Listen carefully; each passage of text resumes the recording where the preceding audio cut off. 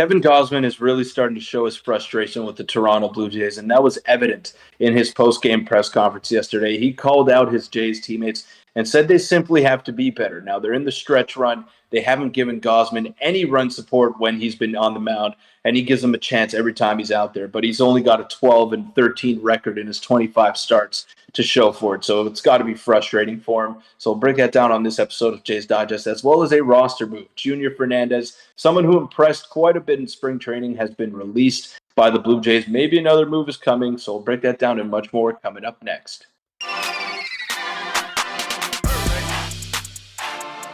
What's up, Jays fans? I'm your host, Peter Vryonis, alongside host Nick Gosse. And Nick, Kevin Gausman is really starting to show his frustration with this team, and he's not someone that's very vocal. He's not someone that's going to be obscene in his anger or anything like that, but you can't help but be frustrated when you're pitching to the tune of a 3.2 ERA or whatever it is. It should even be lower than that. And he's not getting any run support to show for it. The Jays are 12-13 in his 25 starts that he's made, and they give him the fewest amount of run support of any starter in Major League Baseball.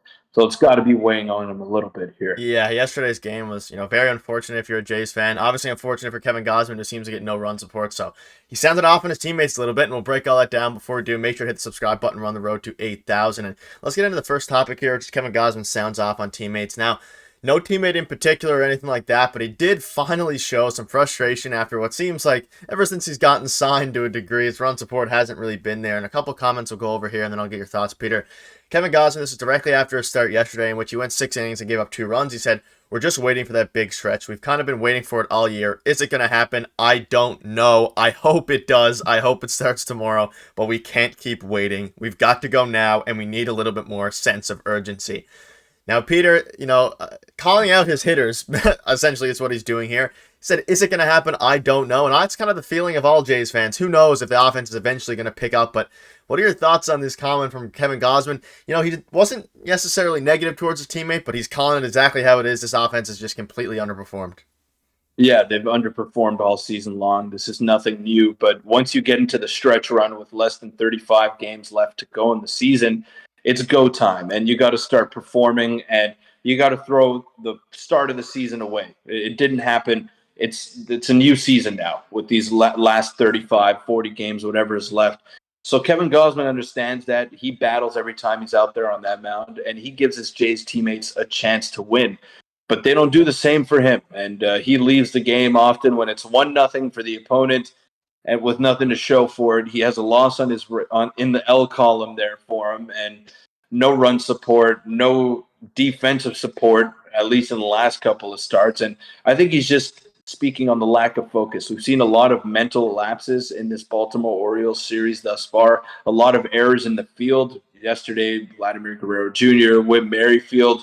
The day before, you had a couple of errors as well, Danny Jansen. So the Jays aren't doing themselves any favors, and when the margins are so slim, luckily the Astros and the Mariners lost yesterday, so the Jays didn't lose any ground, but you got to take advantage of that at this point of the season. You can't just drop games when the opponents that you're directly chasing are also dropping games, so the Jays got to figure something out. You can't keep giving us this mixed bag of results. They look like a World Series team the other day, and yesterday they looked like they didn't even belong in the wild card race. So two tails for this team. Yeah, yesterday was very, very rough. I'm looking at his other comment here.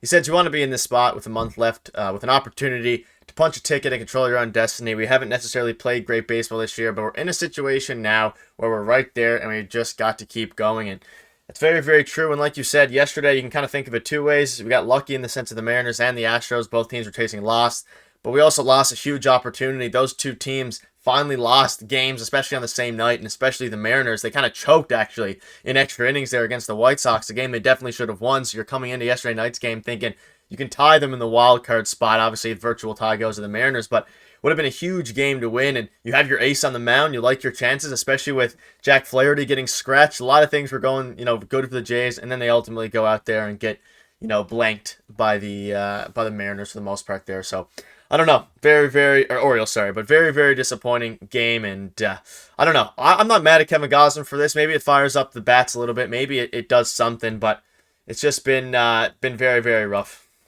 Yeah, I think he had to go ahead and do this. He's the de facto leader of this team, maybe not vocally, but by example. He's their best player. He has been their best player for the past 2 years now. And he's someone that's got to go ahead and take accountability. And he does. He blames himself. He's very hard on himself when he's not up to standard. I think he was up to standard yesterday. His team just didn't do him any favors. And it's okay to go ahead and call out your guys, especially when you're the de facto leader on that team. So I'm okay with Kevin Gausman doing that. It had to be done. I want to see some guys light a fire under themselves now and go ahead and prove them wrong. Go ahead and do what you're supposed to do. We're in August and we're at the end of August and there's no hitter on this team with 20 home runs. It's a little bit problematic, Nick. So someone's got to go out there and step it up, whether it's Vladdy, whether it's Bo. They gotta get down to business now. It's winning time. It's crunch time. Yeah, and then you look at the Braves. They're going out there and they have tons of guys with over 25. And again, this is kind of a couple of remarks here. Doesn't know if the offense has the wits to make the playoffs and doesn't see enough urgency. So let us know what your thoughts are on that in the comment section. As we now move on to a bit of an interesting roster move here, is the Blue Jays. You kind of saw a glimpse there of the screenshot that I showed you a bit early, but it's about Junior Fernandez. And Peter, you mentioned him in the intro. The Blue Jays have released Junior Fernandez, who had been down with AAA with the Buffalo Bisons. 5.69 ERA in 42 outings, and saw spikes and hits, home runs, and allowed this season, and that was in AAA. Wasn't performing in AAA. He got released, but this was a guy that throughout spring training, both of us kind of, we saw some good glimpses. He had, velocity, him alongside Julian Fernandez. Ultimately, they released him, which is another depth piece kind of gone. But any thoughts on him? I once thought that he was going to be a potential bullpen piece this season, but with the bullpen the way it is, there's definitely no room for him, and I wouldn't be surprised if he also may have had a say in this release to just get himself a change of scenery, because there's no path for him to get into the bullpen this year or maybe even next year.